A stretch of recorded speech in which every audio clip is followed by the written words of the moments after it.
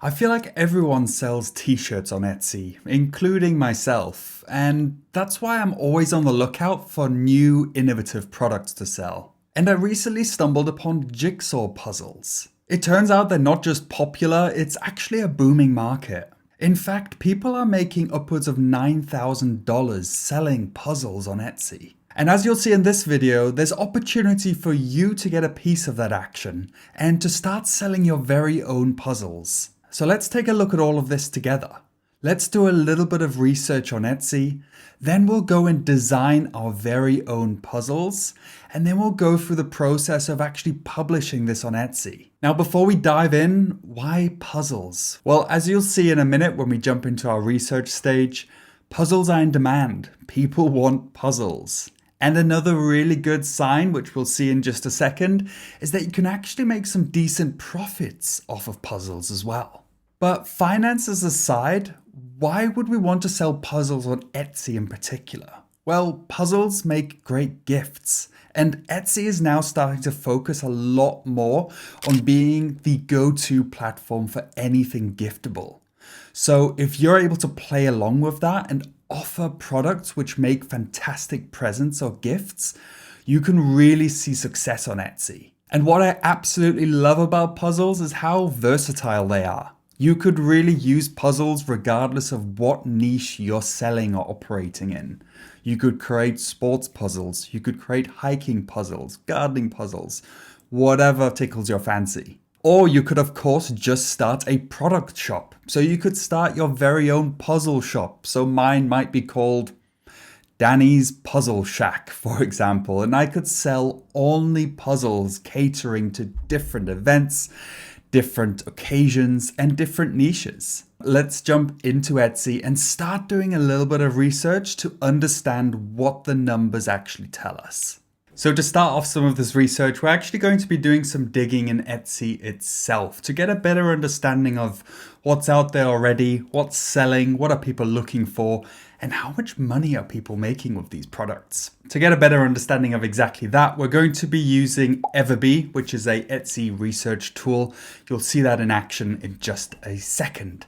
So what I like to start off with is just with a pretty high level search term around what I'm actually looking to research. So in our case, that is a puzzle. And as you can see here in Etsy itself, it'll pop up with some auto-populated recommendations for what you could search. And then it also, with the Everbee extension, shows you an estimate of how many monthly searches there are for that specific search term.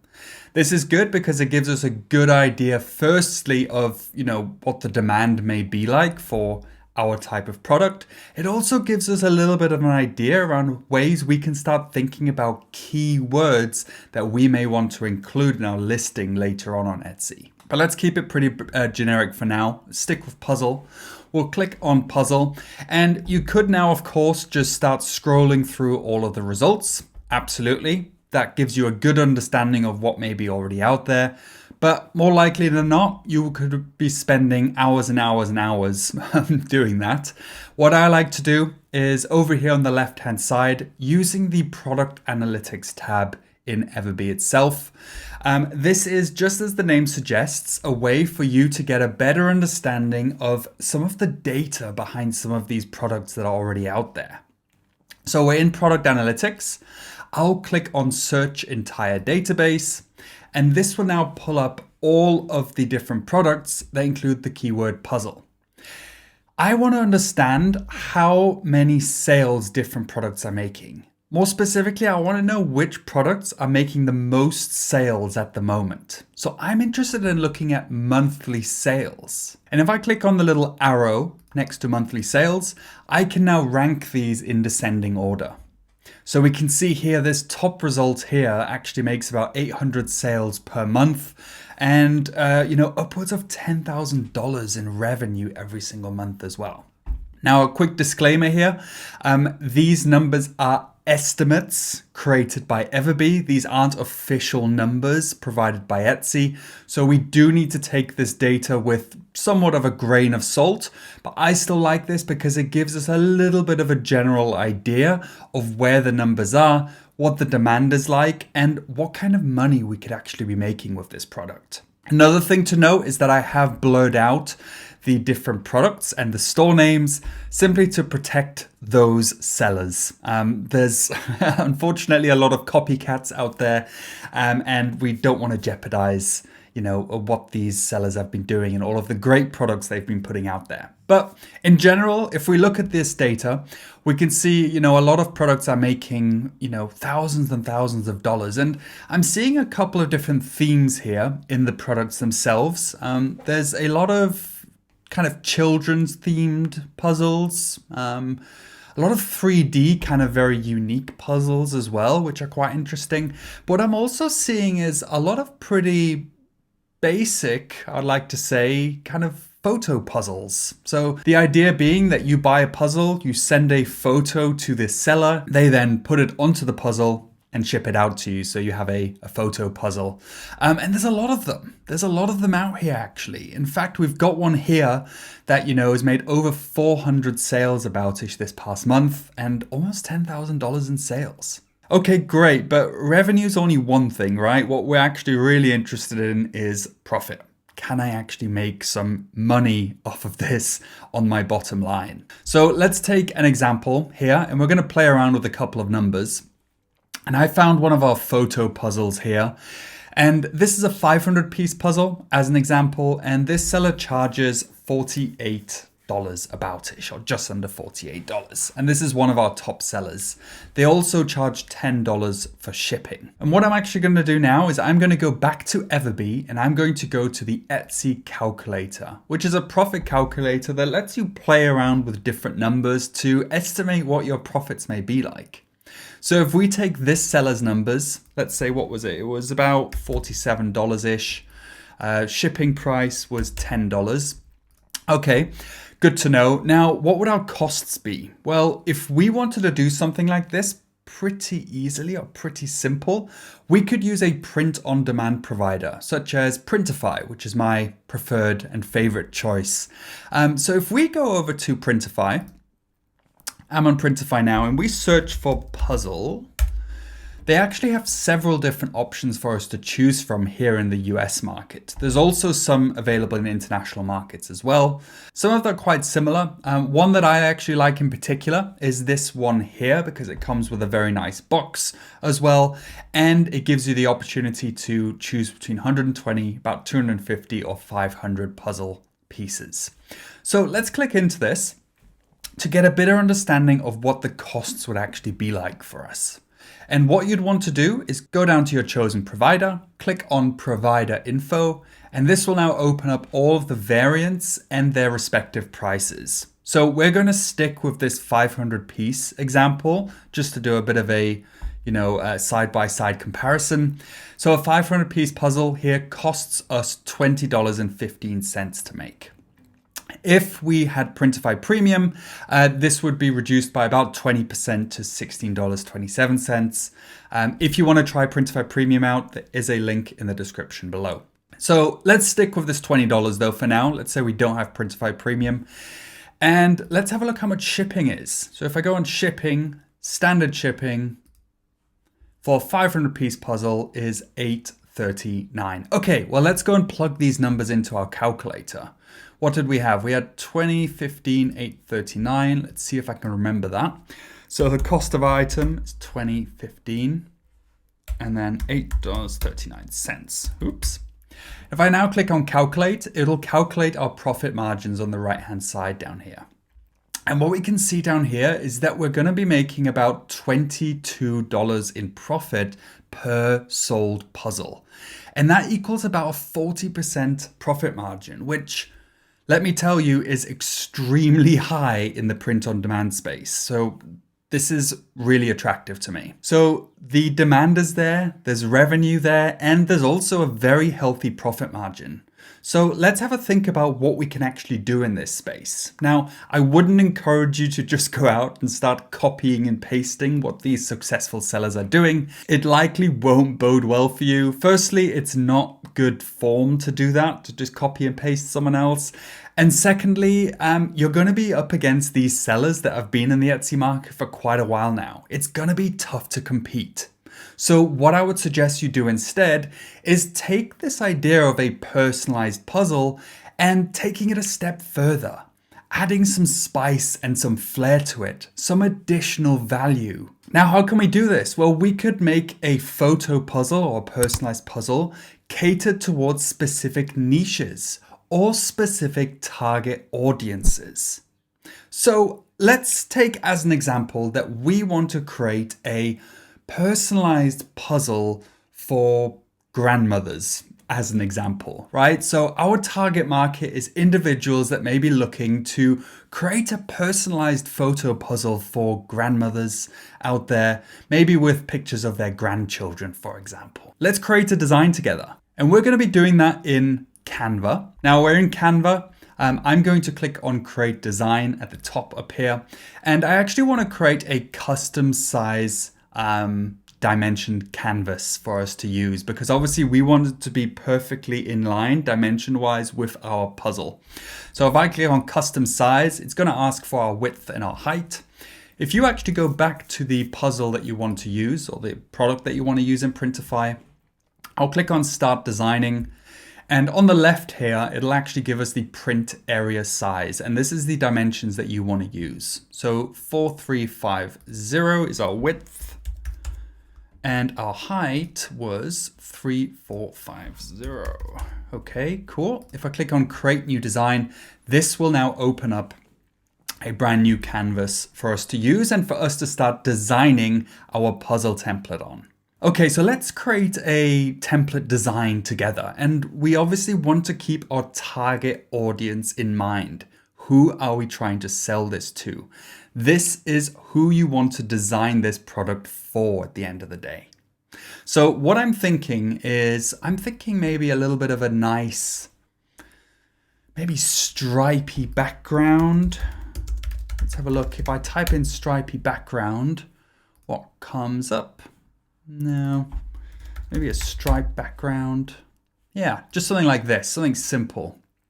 So if we do that, and let's just say I want it to be about that big. I'm going to copy and paste this across.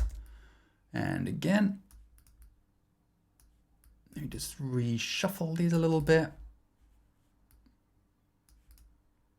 Yeah, like that. And then I'm going to copy and paste these again and put the same pattern down here. And now we kind of have this stripy background available to us. We can also change the color of this. We're going to leave that for now. We're going to change the colors in the end once we have all of our design elements in place. So what I would like to do now is I want to start planning out what this photo frame is going to look like. And I'm thinking grandmothers, they may have multiple grandchildren. So wouldn't it be nice if we could maybe have multiple photos on this puzzle of different grandchildren, for example? So let's have a play around with what we can do with multiple different photos.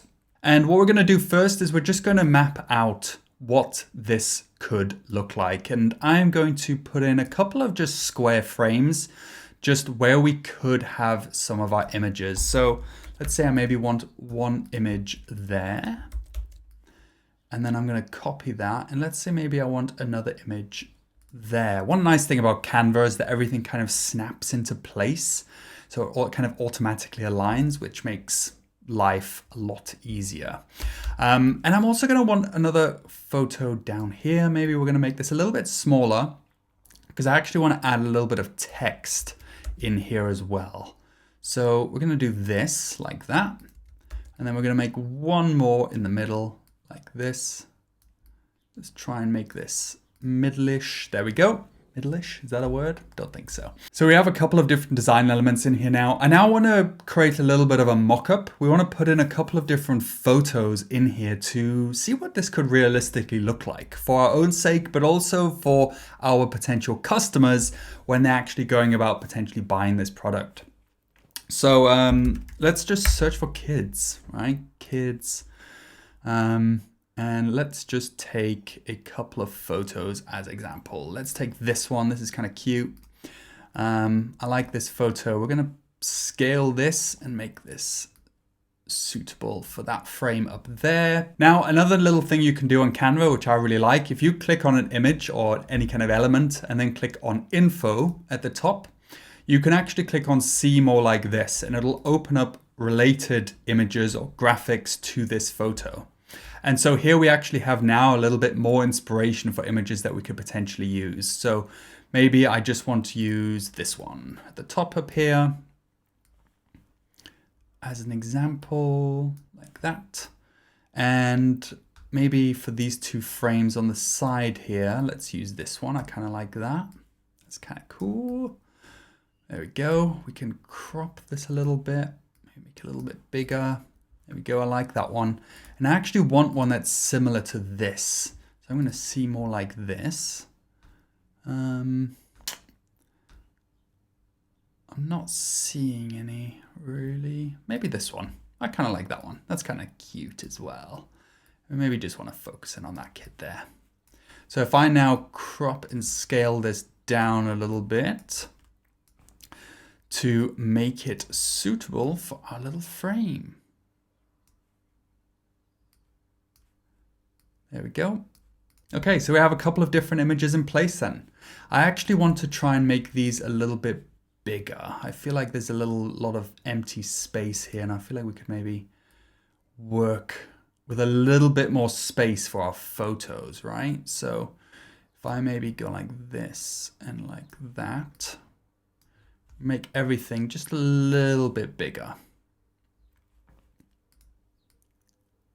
Like so, and like so. All right, there we go. That's a bit better, isn't it? So what I want to do now is in the middle here, I want to add a little bit of text, some kind of message that, you know, really portrays who we're actually gifting this puzzle to. So we're going to add some text. What you can do, I like to experiment with different types of font, and I also usually like to use a combination of two different fonts for these kind of designs. Just kind of adds a little bit more excitement to it and looks quite nice. You can just go out and experiment with different fonts. Canva does also give you lots of different kind of templates for you to look through, lots of kind of font combinations, so feel free to flick through these. I actually have my own kind of favorite that I like to use for these kind of designs, so I'll show you these. And I'm actually going to have 3 separate text boxes. So I'm going to have best.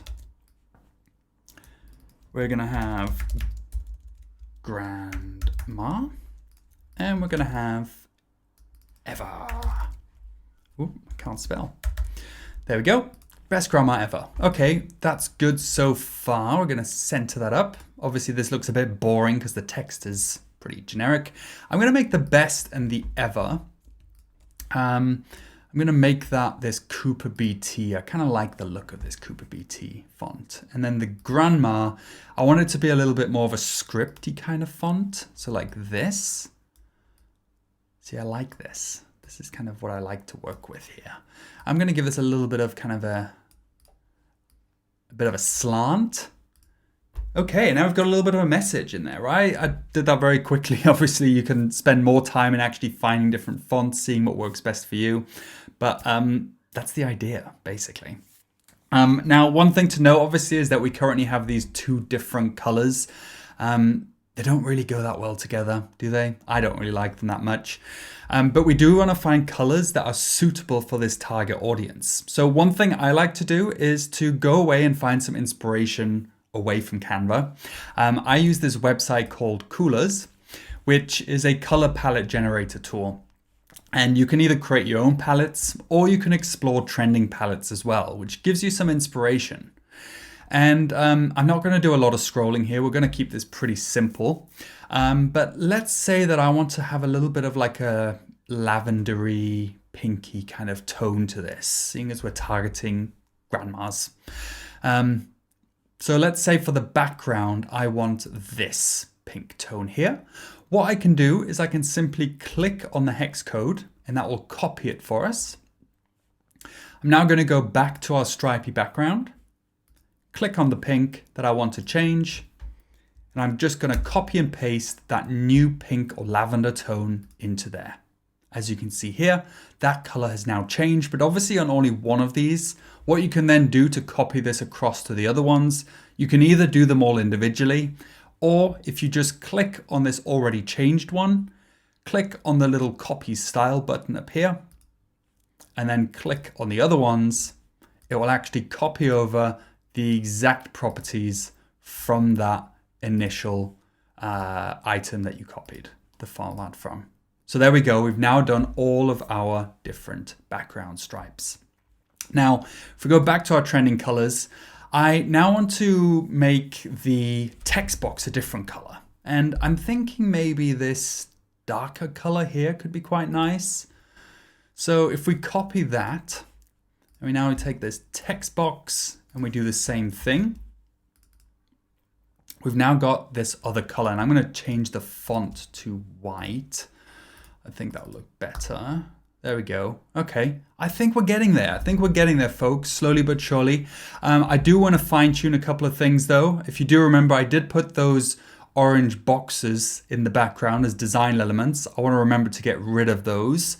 So if I click on position at the top here, and then go on layers, this will show you all of the different layers that exist that we've created on this specific canvas here. And I want to get rid of these orange ones here. So I'm just going to select them all. I'm going to click on delete, and now they are gone. And now we just have our design. I want to add something else. I think there's something missing from it though. Let's have a think. I think I actually want to add a little bit of a frame to all of the images. So if we actually, bear with me here, we're going to make this see-through, and we're going to add a border to this square. Let's say we're going to make it 10, and then we're going to change the border color to white. And if I zoom in a little bit,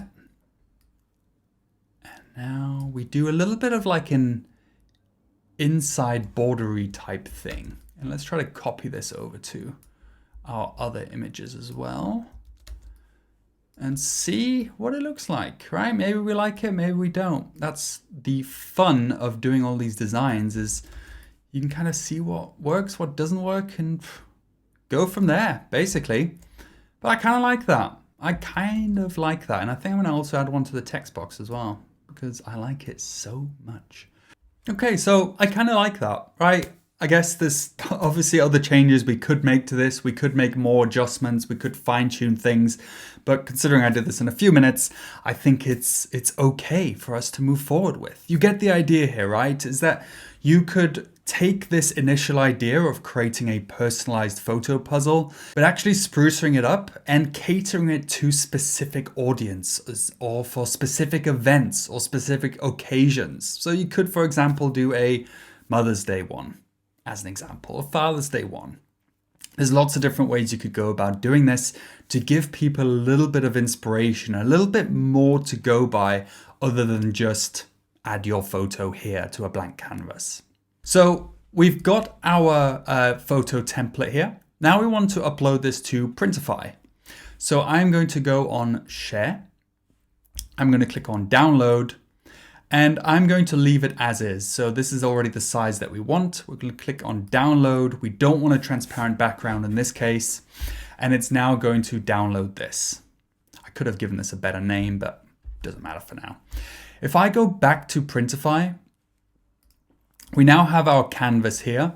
I'll click on upload and I'll upload our photo puzzle. And there we have it. It's now uploaded onto our Printify canvas. It looks fantastic, looks good so far. What I want to do is I'm going to go on select variants. I want to make this available in all of the different puzzle sizes or puzzle piece numbers, I guess. So we're also going to take 120 pieces and 500 pieces like so. What I can then do if I wanted to is I could click on preview to see what this would actually look like as a finished product. And this is something that you can also use as a mock-up later on in Etsy as well. So we can see here the completed puzzle. We can also see what the box would look like with this image printed on top of it as well. And I think that looks really good. I really, really like that. I think it's something that people would actually genuinely be interested in buying on Etsy. Obviously after some fine tuning is done to it. So we've done that. We've uploaded it to Printify. We're going to click on Save Product. We're going to get to our mockup library, and we're now going to select which mockups we actually want. And by default, it's already selected quite a few for us. I actually only really want one of the boxes. And yeah, we'll leave the rest as is because they're all different puzzle sizes. And now before we can actually send this over to Etsy from Printify, Printify actually requires us to provide a little bit more information. So first off, a title and a description. I personally actually prefer to leave this pretty generic for the time being, and I like to do a lot of this work in Etsy itself. So what I may do instead is I may just give this a pretty generic title that I can just use on the back end for myself, but something that I'll change later on in Etsy. So let's say this is my grandma puzzle, for example. I'll leave the description as is. We're going to leave shipping as is with standard. We're going to assign a new shipping profile. We could also, if we already have an existing profile for our puzzles, we could assign that existing profile. And then when it comes to pricing, we need to price our products, right? And we can actually give our different variations, so our different puzzle sizes, different prices. In Printify, it's quite useful. It now also gives you a breakdown of what the different costs are, what the Etsy fees are, and what your ultimate profit margin would be as well. What I'm actually going to do just for today's sake is we're going to keep this pretty simple, and we are literally going to leave this exactly as it is. If you remember, we looked earlier, that product that was selling online, that was selling well, was selling for about $48. We're going to say that we're going to sell our 500 piece for $40, right? I think that's fairly reasonable, and it still gives us a 40% profit margin. Now, there is a lot more to pricing, and I'm flying through this very, very quickly. If you are interested in learning more about how I price all of my Etsy products with print on demand, then I'll definitely encourage you to check this video or wherever it is up here out next, right after you've finished watching this video. So if we scroll past that, we then have some additional publishing settings. I would always tick hide in store. That means it doesn't automatically just pop into your Etsy shop. It kind of gets saved in the drafts first. I would leave this as is, so only show in stock variants and hide any out of stock variants. And then I would sync all of our product details. And now we're simply going to hit publish.